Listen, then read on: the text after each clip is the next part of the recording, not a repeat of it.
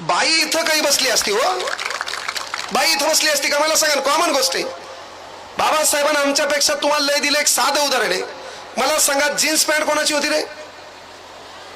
आमची. आता कोण घालले? महिला मंडळ. आमची धमक आहे. काऊन? कलम 21,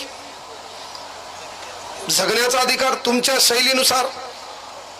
टी शर्ट कोणाचं होतं? आपलं. कोण घालले? महिला म्हणजे बाया नाही. कोण घालले? हा, सन्मान करा. बाया, बायान बुवा. हा, मग हो दे खरात बाबा. त्या खरात ना मला शाप दिला आतून, माझ्यावर बोलतो का? घे मग. हा, प्या थम्सअप. दलिंदर कार्यक्रम आहे.